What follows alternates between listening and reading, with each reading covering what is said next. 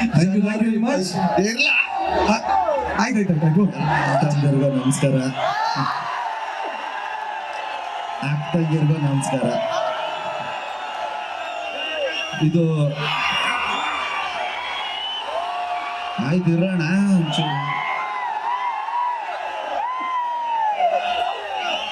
ಅಪ್ಪ ಸುಮ್ನೆ ರೀ, ನಿಮ್ ಸೌಂಡೇ ಕೇಳಿಸುತ್ತೆ. ನಾನು ಒಂಚೂರು ಮಾತಾಡ್ಬಿಡ್ತೀನಿ, ಆಮೇಲೆ ಕೂಗಾಡುವ.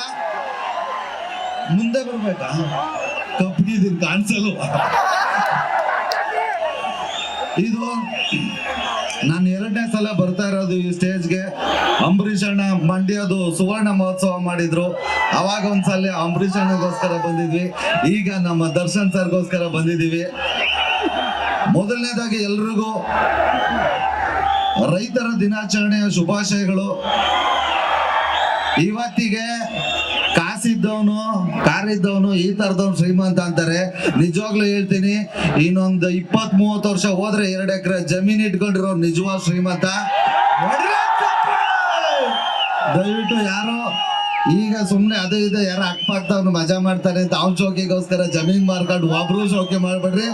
ದಯವಿಟ್ಟು ಉಳಿಸ್ಕೊಳ್ರಿ. ಮುಂದೆ ರೈತನಿಗಿಂತ ಇನ್ನೊಬ್ಬ ದೊಡ್ಡ ಶ್ರೀಮಂತ ಯಾರು ಇರಲ್ಲ.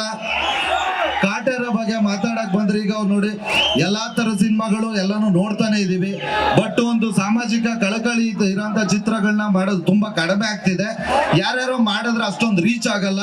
ಬಟ್ ಒಂದು ದೊಡ್ಡ ಸ್ಟಾರ್ ಆಗಿ ನಮ್ಮ ಡಿ ಬಾಸ್ ಅವರು ಒಂದು ಕಾಟೇರ, ಒಂದು ರೈತರ ಬಗ್ಗೆ ಕಾಳಜಿರೋ ಸಿನಿಮಾನ ಮಾಡ್ತಿದ್ದಾರೆ. ಇದು ತುಂಬಾ ಚೆನ್ನಾಗಿ ರೀಚ್ ಆಗುತ್ತೆ. 29ನೇ ತಾರೀಕು ಕಾಟೇರ ಬರ್ತಾ ಇದೆ. ಎಲ್ರು ನೋಡಿ ಹರಿಸಿ ಆಶೀರ್ವದಿಸಿ. Thank you so much. And ಅತಿ ಶೀಘ್ರದಲ್ಲಿ ನಾವೆಲ್ಲ ನಮ್ಮ ಉಪಾಧ್ಯಕ್ಷರನ್ನು ನೋಡೋದಕ್ಕೆ ಆಸೆ ಪಡ್ತೀವಿ. Thank you.